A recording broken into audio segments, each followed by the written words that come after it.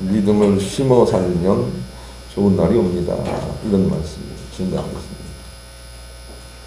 삼성생명의 이용숙이라는 사람은 10년 가까이 판매왕인데 지금도 활동하고 있을 것입니다. 그런데 그 사람이 보험을 판매하는 요령은 다른 사람들과 다릅니다. 보험 드세요, 보험 드세요 이렇게 하는 게 아니고 그저 신뢰와 사랑과 관계와 소통을 그냥 심습니다. 어떤 사람을 만나도 자기에 대하여 굉장히 좋은 마음을 가지도록 그냥 사는 것이죠. 그리고 자기가 보험 판매원이라는 것을 알 때 모든 사람들은 다 자기를 찾아줬는데 일회적으로 찾는 게 아니라 계속적으로 또 다른 사람들을 소개하면서 자기에게 보험의 일을 참여해서 그렇게 좋은 인간관계를 통해서 계속적인 실적을 올릴 수 있었다. 이렇게 그 책에서 증거를 하고 있습니다. 다른 말로 얘기하면 믿음을 심어 사는 거죠. 믿음을 심는 것입니다. 만나는 삶마다 믿음을 심는 것입니다. 여러분은 어떻게 사십니까? 믿음을 심습니까? 아니면 혹은 뭐 슬픈 감정이랄지 아니면 나쁜 마음을 심고 삽니까? 우리에게 필요한 것은 범사의 믿음이라는 것을 심어서 어떤 사람들에게 그런 힘을 주는 그런 삶을 우리가 살아내고 있어야 합니다. 전도서 11장 6절 너는 아침에 씨를 뿌리고 저녁에도 손을 놓지 말라. 이것이 잘 뜰는지 저것이 잘 뜰는지 혹은 둘이 다 잘 뜰는지 알지 못함이니라. 그랬습니다. 우리가 믿음을 심어 살면 여기에서 하나님의 복이 나올지 저기에서 하나님의 복이 나올지 모릅니다. 그냥 범사의 믿음을 심는 것입니다. 그 중에 하나님께서 때를 따라 우리에게 주시는 열매가 있는 것이죠. 그러니 우리는 참 많이 이렇게 심으면서 살아야 되겠습니다. 요셉은 어떤 곳을 가든지 믿음을 심습니다. 보디발 장군의 집에 들어가서도 믿음을 심습니다. 감옥에 들어가서도 믿음을 심습니다. 또 어떤 사람을 만나도 믿음을 심습니다. 또 바로왕을 만나도 믿음을 심습니다. 그런데 어디서 열매가 맺힙니까? 예, 그냥 감옥에서 우연히 만난 그런 술 맡은 관원장, 떡 맡은 관원장 이들을 통해서 하나님께서 놀랍도록 그렇게 바로에게 연결되는 복을 주십니다. 어디에서 열매가 맺힐지 모릅니다. 우리는 그냥 믿음을 심고 사는 것이죠. 그 가운데 하나님이 주신 열매가 있다. 이렇게 말씀을 하고 계세요. 골로새서 2장 3장 23절 무슨 일을 하든지 마음을 다하여 주께 하듯 하고 사람에게 하듯 하지 말라 그랬네요. 이게 믿음을 심는 거죠. 하나님께 하는 것처럼 사람을 대하는 거예요. 전능하신 자를 대하는 것처럼 사람을 대하는 거예요. 그러면 이 사람이 될런지 어떤 사람이 될런지 모르지만 하나님의 응답이 그 가운데 있다. 이렇게 우리에게 가르쳐 주시죠. 그런데 이런 믿음을 우리가 심지를 않아요. 전도서 11장 3절 풍세를 살펴보는 자는 파종하지 못할 것이요 구름만 바라보는 자는 거두지 못하리라 그랬습니다. 왜 우리가 심지 않느냐면 틀림없이 이 상황은 안 될 것이라고 그렇게 생각을 하는 거예요. 이 남편은 아무리 해도 안 된다라고 생각하기 때문에 안 심는다는 거예요. 그저 그냥 남편을 향해서도 믿음을 심어야 돼요. 당신 정말 멋있고 우리 교회 가서 봐도 당신이 제일 빛나요. 이렇게 믿음을 심어야 되는데 믿음을 안 심는 거예요. 왜냐하면 보나마나 당신은 아니니까. 이걸 봐도 저걸 봐도 당신은 아주 아니니까 안 심는 건데 그러지 말고 심어야 된다. 이렇게 우리에게 가르쳐주고 있는 거죠. 나는 결혼한 우리 여성분들이 남편을 향해서 평강공주가 다 되어주기를 소망해요. 평강공주는 자기 남편이 바보였지만 믿음을 심고 믿음을 심어서 장군으로 만들어내지 않습니까? 이것이 우리 가운데 필요한 것이죠. 또 부모된 여러분들은 자녀를 향해서 모니카처럼 믿음을 심어야 된다 이렇게 권면을 드립니다. 자녀가 허랑방탕하고 탈선하고 있지만 그래도 모니카는 믿음을 심습니다. 믿습니다. 믿음을 말합니다. 그리고 의심하지 않습니다. 그랬더니 자녀가 정말 회심하고 훌륭한 사람이 되어내지 않습니까? 이것은 어거스틴이 그렇게 잘 된 게 아니고 모니카가 믿음을 잘 심었기 때문이다 하고 어거스틴도 인정을 하고 있습니다.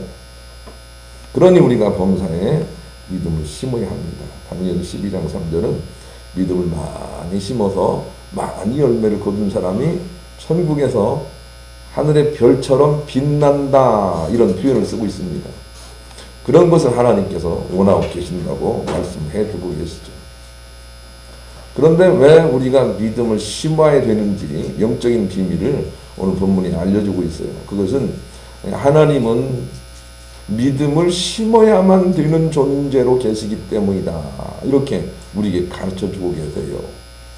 오늘 말씀이 너무 심오해서 제가 어떻게 여러분에게 그것을 바로 전달할지 제가 많이 고민을 했어요. 그러나 정말 잘 알아듣는 여러분 됐으면 좋겠어요. 예수님, 하나님, 성령님에게는 이름이 있어요. 우리가 지금은 잘 모르지만 천국에 가면 그것을 우리가 알게 될 거예요.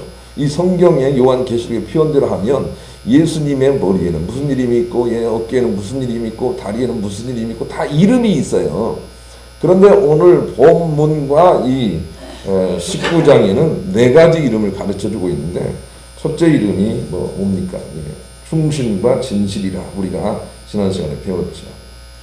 그 다음에 오늘은 이름이 없는 이름이 있다라는 부분이에요. 이름이 없는 이름이 있다. 한번 12절 읽겠습니다. 시작. 그 눈은 불꽃 같고 그 머리에는 많은 관들이 있고 또 뭐 이름 쓴 것 하나가 있으니 자기밖에 아는 자가 없고, 누구도 모르는 이름이 하나 있는 거예요. 이 부분을 우리가 이해할 수 있어야 되겠어요. 또 어떤 이름이 있는 거죠? 13절에는 하나님 말씀이라는 이름이 있어요. 13절 읽습니다. 시작. 또 그가 피 뿌린 옷을 입었는데 그 이름은 하나님의 말씀이라 그랬네요. 하나님 말씀이라는 이름이 있어요. 또 16절도 이름이 있어요. 읽습니다. 시작. 그 옷과 그 다리에 이름을 쓴 것이 있으니 만왕의 왕이요 만주의 주라 하였다. 그 곳곳마다 다 이름이 있어요. 그런데 어떤 이름이 있냐면 누구도 알 수 없는 이름이라는 이름이 있는 거예요. 누구도 모를 이름이라는 이름이 있는 거예요. 아무 이름이 없는 게 아니라 누구도 모를 그 이름이라는 게 있다는 거예요. 그러니까 하나님은 우리가 알 수 없도록 계시는 존재이기도 하세요. 하나님은 우리 인간이 도무지 알 수 없는 존재로 계신 부분도 가지고 계신 분이라는 거예요. 이 부분에 대한 이해가 되면 우리는 많은 분별력을 얻을 수가 있어요. 창세기 12장 1절에서 아브라함은 하나님께 부름을 받고 네 부모 친척 다 떠나서 알지 못하는 땅으로 가라, 이렇게 말씀을 하세요. 하나님께서 다 알려주셨으면 좋겠는데 알려주시지 않아요. 알지 못하는 땅으로 가라는 거예요. 그런데 알지 못하는 땅으로 믿음으로 나아간 아브라함을 하나님께서 의롭다 하셨어요. 알고 간 게 아니라 그 말입니다. 하나님은 우리에게 모든 걸 다 알려주시는 분이 아니라는 것입니다. 알려줄 수 있는 게 아닙니다. 모르는 것이 항상 있는 것입니다. 그래서 우리가 믿음을 심어야 합니다. 잘 모르지만 내가 이렇게 한번 해보겠습니다, 이런 부분이 있도록 계신 분이 하나님이시라는 거죠. 그래서 베드로가 그물을 내려서 밤새도록 고기를 잡지 못했지만 주님이 깊은 곳에 내려라 할 때 깊은 곳에 내려서는 도무지 고기를 잡을 수 없습니다. 다 알지만 그래도 하나님 말씀을 의지해서 던져서 고기를 많이 잡는다라는 말씀이 바로 우리는 믿음을 심어야만 거두게 하시는 분이 하나님이시다라고 하는 것을 우리에게 보여주시는 한 사례라고 할 수가 있습니다. 이처럼 우리는 범사의 믿음을 잘 모르지만 심어야 합니다. 시편 126편 5절 눈물로 씨를 뿌리는 자는 기쁨으로 거두리라 그랬습니다. 우리가 자꾸 믿음을 심어야 됩니다. 여보, 내가 당신을 믿어요, 이렇게 믿음을 심어야 됩니다. 또 얘들아, 내가 너희들 믿는단다, 이렇게 자꾸 믿음을 심어야 됩니다. 범사에 그렇게 믿음을 심었으면 좋겠는데 우리는 믿음을 안 심어요. 자녀들이 어디를 나가려고 하면은 차 조심해. 제가 잘못한 줄 알았어요. 차 조심해 이렇게 조심을 심어요. 걱정하지 마. 내가 기도하고 있어. 예. 내가 걱정하지 마. 기도하고 있어. 이렇게 믿음을 심고 보내야 되는데 늘 염려를 심는 우리가 아닙니까? 예. 조심해. 조심해. 이렇게 심지 말고 걱정하지 마라. 내가 기도하고 있다. 이렇게 자꾸 우리가 안심을 심어내야 되겠어요. 그래야만 우리가 승리할 수 있기 때문에 그렇죠. 우리 그런 마음 가지고 복음서가 424장 부르겠습니다. 하나님은 실수하지 않는 줄 믿고 믿음을 심어 사시는 여러분 되시기를 우리 주님의 이름으로 간절히 축원합니다. 그러기 위해서는 첫째로 우리의 심음이 결코 헛되지 않을 터이니 많이 심어라 라는 메시지가 오늘 본문에 있어요. 그래서 12절에 그의 눈은 불꽃 같고 이렇게 표현하고 있습니다. 하나님 눈은 불꽃처럼 우리를 보고 계시다. 감찰하시는 분이시다. 이렇게 우리에게 말씀을 하고 계세요. 우리의 모든 사정을 다 아신다 그 말입니다. 그러니 우리가 믿고 믿음을 심어라. 이렇게 가르쳐주고 있네요. 동화 작가인 김남규 씨의 글이 이렇게 좋은 생각이 나와 있었습니다. 글에 솜씨가 있는 듯하여 인터넷에 글을 올리기 시작하므로 작가의 길에 들어섰는데 그의 글에 대한 조회수가 거의 10명을 넘지 않는 것을 보고 절망한 상황이었습니다. 그러나 10여 년이 흐른 뒤 나름 유명한 작가가 되고 난 후에 그는 이렇게 말을 하였습니다. 어느덧 시간이 흘러 나는 책을 출간하고 강의도 하는 작가가 되었습니다. 부끄러워 숨기기에 바빴던 그때 그 이야기들로 말입니다. 나의 지금은 모두 내가 후회하고 절망했던 그 쓸데없는 하루하루들로 이루어져 있습니다. 알고 보니 쓸데없는 날들이 쓸데없는 날들이 아니라 쓸데있는 날들이었습니다. 이런 글을 쓴 것입니다. 자기가 작가가 되기 전에 얼마나 가난하고 그렇게 힘들고 어려웠겠어요. 그런데 나중에 보니까 그 힘들고 어렵고 실패하고 잘못 쓴 모든 글들이 다 나에게 양념과 재료가 되어서 이렇게 작가의 길을 가고 있더라. 이런 글을 쓰고 있는 것입니다. 우리가 지금 실패하는 것 같지만 다 하나님께서 감찰하시고 그것을 활용해서 승리할 수 있도록 주님이 결코 그것을 헛되게 하지 않을 것이니 불꽃 같은 눈으로 우리를 보고 계시니 그런 얘기죠. 그래서 주님의 눈은 불꽃이다 이렇게 표현을 하고 있는 것입니다. 그런 염려하지 말고 자꾸 우리가 믿음을 심어야 되겠습니다. 하나님이 다 아시니까 하나님 다 알고 계시니까 우리가 믿음을 심어야 되는 것입니다. 이국진 목사는 이런 글을 썼습니다. 꿀벌은 자신이 위대한 일을 하고 있다는 것을 모릅니다. 그저 하루하루 여왕벌의 통치가 확장되도록 성실할 뿐입니다. 그런 그가 저도 모르게 꽃들을 수정시키고 인간들에게 보약과 같은 뿔을 제공합니다. 우리 믿음의 사람도 마찬가지입니다. 그저 하나님의 통치가 이루어지게 해달라고 기도하며 성실하면 우리도 모르는 사이에 위대한 일을 했다는 것을 알게 될 것입니다. 이런 글을 썼습니다. 우리가 지금도 열심히 믿음을 심으면 하나님께서 어디에서 거두지 못하도록 다른 일들을 다 하시면서 우리에게 복이 되도록 하시는 것이죠. 그러니 우리가 자꾸 믿음을 심어야 하겠습니다. 히브리서 13장 1절 2절 형제 사랑하기를 계속하고 손님 대접하기를 잊지 말라. 이로써 부지 중에 천사들을 대접한 이들이 있었느니라. 이렇게 말씀을 하셨네요. 아브라함을 얘기하지만 자꾸 남을 도와주려는 마음속에 천사를 돕다가 복을 받았다.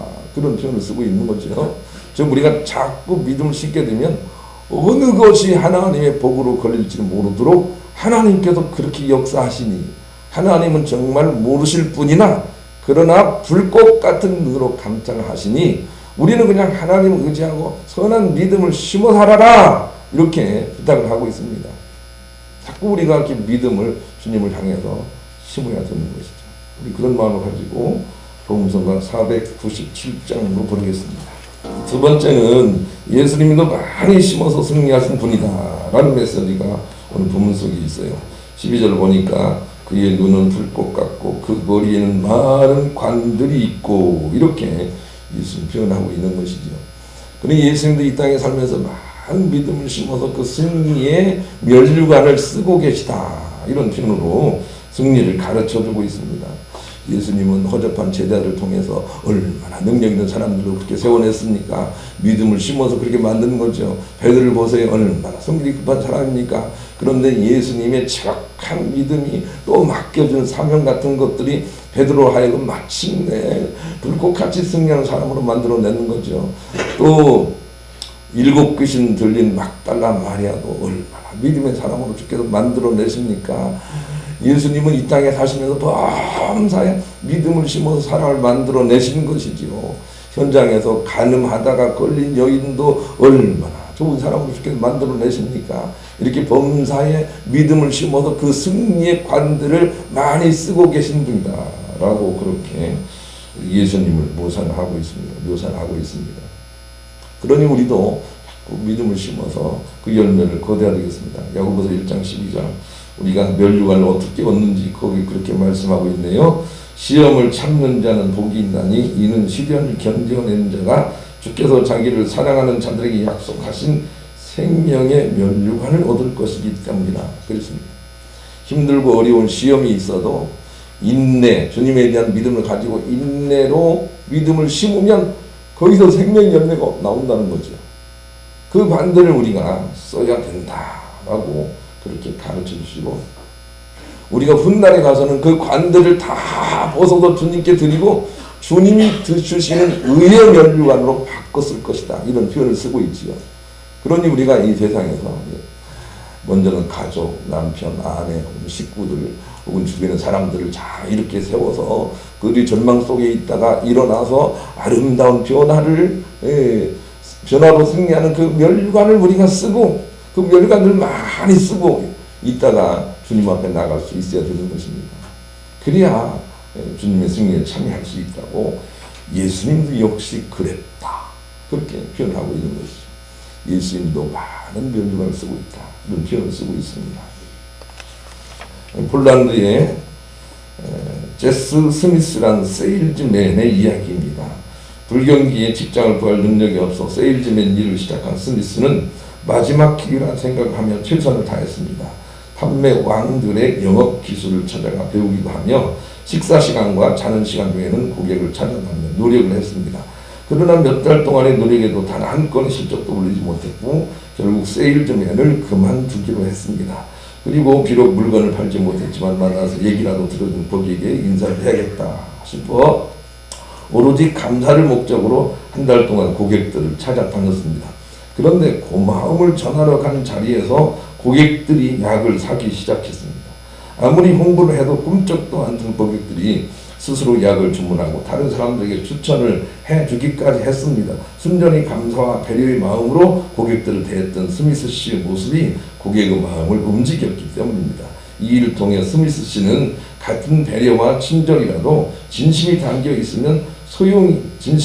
있지 않으면 소용이 없다는 걸 깨닫고 몇 년 뒤에는 폴란드에서 가장 성공한 세일즈맨이 될 수 있었습니다.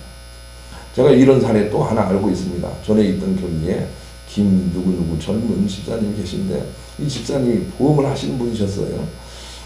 제가 전도사일 때 우리 집에도 참 여러 번 왔는데 자기가 보험사 직원이라는 얘기를 안 하더라고요. 컴퓨터를 고쳐주고 여러 가지 어려움을 나눠주고 그렇게만 하시는 거예요. 그런데 나중에 들어보니까 판매왕이라는 거예요. 자기가 판매왕이래요. 아니 보험사 직원이 우리를 만나서 보험 들라고 얘기를 안 하는 거예요.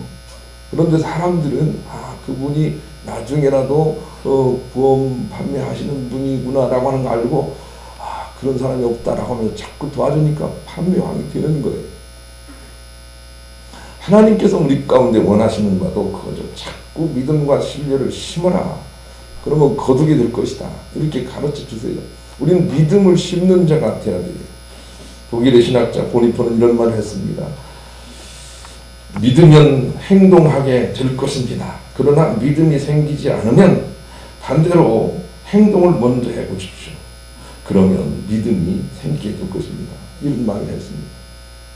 우리가 믿음을 심게 될 때 거기서 거두는 아름다운 열매를 보고 우리가 믿음을 가져야 되겠다라고 승리한 사람들이 히브리서 11장에 많은 믿음의 증인들이 있습니다. 믿음은 그래서 보이지 않는 것들의 증거다, 이렇게 말씀을 하고 계세요. 이사야 32장 20절 모든 물가에 씨를 뿌리고 소와 나귀를 그리로 모는 자는 복이 있느니라 이렇게 말씀하셨어요. 믿음은 심어서 그 열매를 거두는 자가 복이 있다 이렇게 우리에게 가르쳐주고 있는 것입니다. 불확실한 것은 믿음의 바른 요소입니다. 이 부분이 우리가 어떤 참과 거짓을 구분할 수 있는 한 요소가 됩니다. 우리가 잘 알지만 이 누구누구라고 하는 사람은 자기가 무슨 보혜사라고 얘기를 하면서 자기는 다 안다. 나는 성경을 읽지 않아도 누가 계시해 주는 사람이 있으니까 다 안다. 이렇게 말하는데 내가 다 안다 라고 말하는 것은 주님 앞에서 참이 아닙니다. 혹은 우리가 가정 안에서 혹은 갈등과 다툼이 있을 때 내 의견이 절대 옳다. 너희들이 뭘 아느냐? 내 생각대로 따르라 하는 사람들도 다 옳은 사람들이 아닙니다. 우리는 그것으로 분별할 수 있습니다. 하나님은 많은 이름을 가지고 있으나 그 중에 한 이름이 이름 모를 이름이십니다. 모르게 계시는 분이십니다. 그래서 인간이 아무리 많이 공부를 해도 하나님을 알 수 없도록 하나님이 계시거든요. 그래서 공부를 할수록 하나님을 바로 아는 사람들은 정말 하나님을 모르실 분이시다.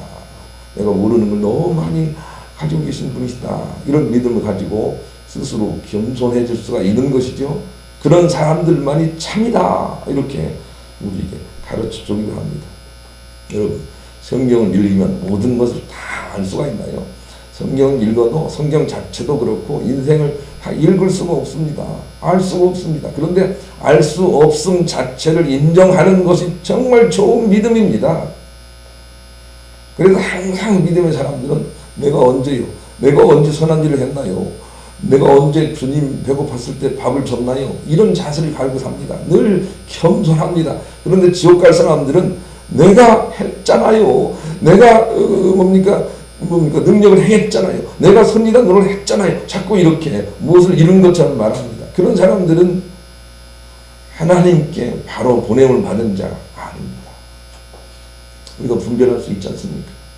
어떤 사람들은 어떤 건 다 아는 것처럼 말하지만 그럴 수 있는 하나님이 아닌 것입니다. 잘 몰라도 심는 것입니다. 여러분의 자녀들이 어떻게 될지 아십니까? 모릅니다. 모르도록 하나님 만드신 것입니다. 근데 나는 믿음을 심으면 좋은 열매가 있고 그 증거가 바로 네가 바른 믿음을 가진 그런 표시다 하고 우리에게 가르쳐 주십니다. 하나님은 우리가 모르실 분으로 어느 부분에 계신 분이라는 것을 우리가 깨달을 수 있어야 되겠습니다. 잘 몰라도 심어서 거두는 믿음이 그게 바른 믿음이 되는 거죠. 올 한 해 동안에는 여러분 인생이 또 불투명할 것입니다. 올해 보니까 무슨 그냥 중국에서 일이 있고 시장도 흔들리고 경제도 흔들리고 이렇게 잘 모름이 또 우리 가운데 있습니다. 잘 몰라도 그래도 우리가 믿음을 심으면 어디에서 걸릴지 몰라 하나님의 승리가 거기 나타난다 라고 하는 것을 우리가 기억을 하시고 감사히 만나는 사람마다 믿음을 심으셔서 믿음을 심고 믿음을 또 심고 겸손하게 또 믿음을 심고 믿음을 심어서 올 한 해 동안에는 어디에서 걸린지 모르지만 하나님께서 분명히 모르게 역사하시는 그 열매들이 풍성하게 맺히는 복된 한 해를 삼으시기를 우리 주님의 이름으로 간절히 축원합니다.